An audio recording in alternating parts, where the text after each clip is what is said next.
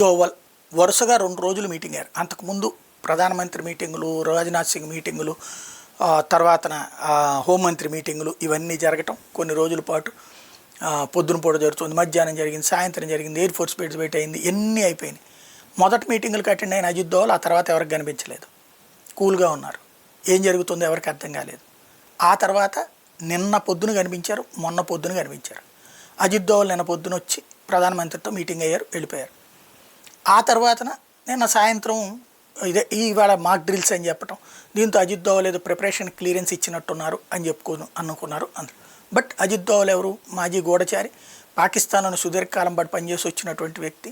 కాబట్టి ఎక్కడెక్కడ పేల్చాలో అంటే ఈ గత కొన్ని రోజుల నుంచి మనం అటాక్స్ చేస్తామని చెప్పి ఉగ్ర శిబిరాలు ఖాళీ చేయించి వేరే చోట్లకి ట్రాన్స్ఫర్ చేస్తున్నారని, వేరే చోట్లకి దాస్తున్నారు. ఇంటింట్లో దాచలేరు కదా, వేరే చోట్ల దాస్తున్నారు.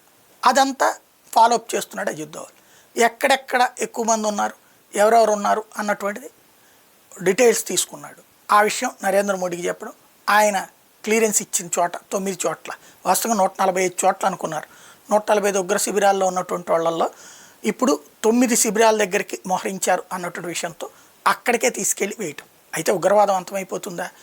ఒక ఉగ్రవాది చస్తే 100 మంది ఉగ్రవాదులు పుడతారు. వీళ్ళు రక్తబీజులు అనమాట, రాక్షసాంశ కలిగినటువంటి వాళ్ళు. కానీ భారతదేశం లోపలికి వచ్చి కొడితే మీ దేశంలోకి వచ్చి కొడతామన్న సందేశం ఇవ్వడమే ఇక్కడ అజిత్ దోవల్ ఉద్దేశమైన, నరేంద్ర మోడీ ఉద్దేశమైన.